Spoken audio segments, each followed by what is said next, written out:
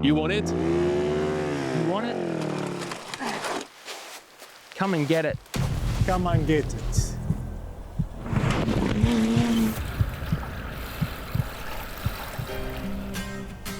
You'll need to be the strongest. You'll need to be smarter. You'll need to be wiser, but you'll need to be faster than me. Hey, the CFO, you just gotta get on the road. You just gotta get in your car, ain't got it too far. Me, I got family around the globe, hey. And only maybe, You can win the Dakar. Next stop, LAX. Let's see my sister, I miss her. Born in Paris in 1979, over 4 decades, the Dakar has crossed continents and eras to forge its reputation as the most formidable test in motorsport, demanding endurance, navigation and survival at the highest level. This is where legends are made. There is no shortcut, only the desert, only the Dakar. And from the banks of the Red Sea, the greatest off-road race on earth has begun. So Happy New Year, Happy New Dakar, and welcome back, rally fans. back to the Dakar, new version, 2026, Ricky Brayback. It's amazing to be back. It's a privilege to be on every start line for Dakar. This is my 11th one. It's been quite a while already. I have 10 Dakar on my background, so that's cool. That's going to be the 11th. My whole goal here is to enjoy myself and enjoy my life. 100% ready to start. In this new category, gonna be a big fight. Super excited just to be here in another start of Dakar is a dream. Ready for everything. Very excited to get on the bike and start riding. Opening the way for everyone on this sunny Saudi morning, Chilean Thomas de Gabardo, who came in a creditable 25th of a field of 115 entrants in the bikes category. The last two-wheel winners of the Dakar filled the bottom 2 steps of the Prologue podium. In third, double champion Ricky Brayback. The American has lucky number 9 as usual. Both his overall victories came with that plate. Terrain through the canyons was cool. You know, a little bit soft on the top layer of dirt, so it made it really fun. You know, good traction.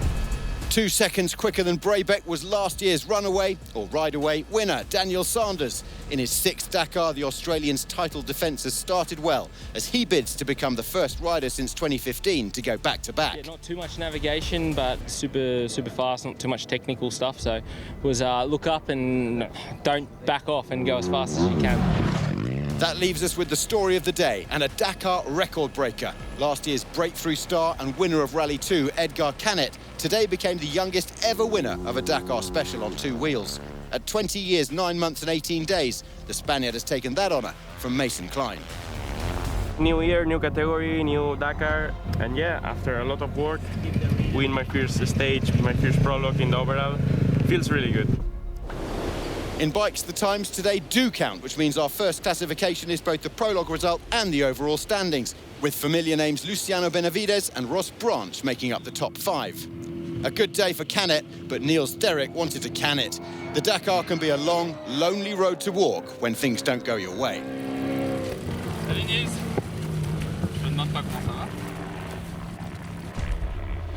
More good news on the day for KTM. They had the top 2 in Rally GP and also the day's winner in Rally 2.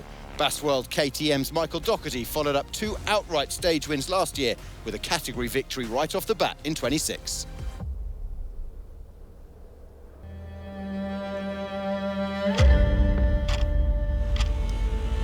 We are ready for this race. Tout est ouvert pour l'instant. We fight all the stages. I need to stage start now. In the cars, every Dakar winner since 2010 is here. A who's who of rally raid royalty. Former champions Al Raji, Sainz, al-Attiyah, Peter Hansel, Roma are joined by both the next generation and those who have waited in the wings for their time in the limelight. Day 1, and putting his foot to the floor on 4 wheels, to the fore came Matthias Ekstrom, one of 4 Fords forging a path through the Saudi desert. Foreboding for the other teams, with Ekstrom and Mitch Guthrie forcing their way forward for the first top 2 of the year. Rivals will hope this isn't a forecast for the next fortnight. Fortune favours the brave, and forewarned is forearmed. I had a very good prologue. It was much more difficult than I expected from navigation and stones, and for me this was a small stage, and Emil did a very good job, and we had a clean stage, so. Third overall last year, this was a 6th win in 6 participations for the Swede and Emil Bergqvist. Guthrie, meanwhile, with Kellen Walsh, was 8 seconds slower. Are a little nervous for the prologue. You want to keep it clean, but you also have to go really fast. So overall, I'm happy with where we are. Guillaume de Mevius was runner-up at Dakar 46 in a Toyota. Now with X-Raid Mini, the Belgian and co-driver Mathieu Baumel finished today just 0.2 of a second slower than Mitch. See for the next days, but I think we will have some big surprise on the navigation. It was really tricky today to find the way. We have some arrow on the track today. Tomorrow we will have no arrow, so it will be tricky, I think. The one thing you don't want to do on day one of the Dakar is make a silly mistake. Getting stranded on a rock, for example. Hernan Garcés and Juan Pablo Latrat couldn't have done this if they'd been trying to, but you can only imagine their frustration.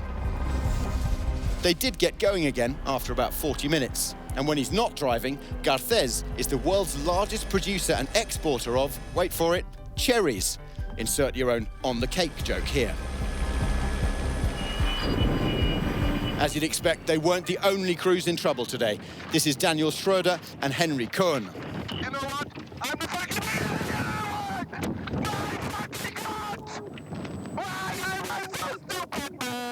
We do have the translation of Schroeder screaming here and his reaction afterwards, but the language is so bad your headphones would probably melt, so we'll leave it to your imagination instead.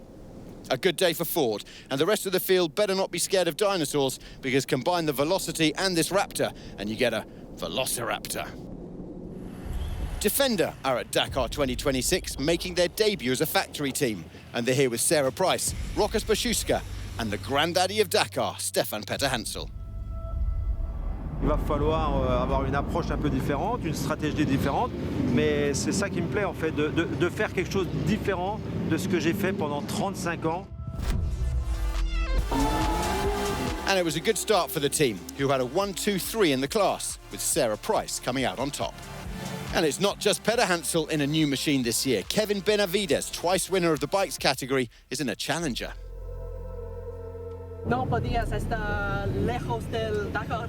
No, bajo ninguna manera no podía estar lejos del Dakar. Yo creo que el Dakar es como una droga. Al final siempre quieres volver y por eso estar aquí para mí significa muchísimo. It wasn't a bad start for the Argentine. He and Lichi Cisterna, making his first appearance, was 7th on the prologue. Paul Spearings won the final special of 25 and a year on picked up right where he left off. The prologue, it's good for our mindset also, you know, we make a lot of preparation before, and if we get it paid off today, it feels well. Just behind Spearings, another Dutch driver, Puk Klaassen, in just her 2nd appearance. T4, nothing to do with Vernon Kay and Alexa Chung, rather it's the SSVs. Defending champions Brock Hegger and Max Eddy won the prologue last year and did so again today. And if it ain't covered in mud, it ain't a real truck, so they say. Well, these beasts may look clean, but I dare you to tell these boys they're not in trucks. Mitchell van den Brink has raced SSVs most of 25, but he's back with the big boys here and took them all out today.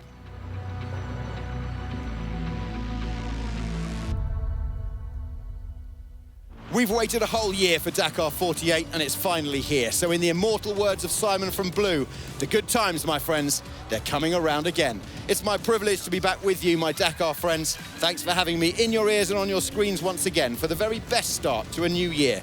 I'm at Ashley Presents and I'll catch you tomorrow, rally fans.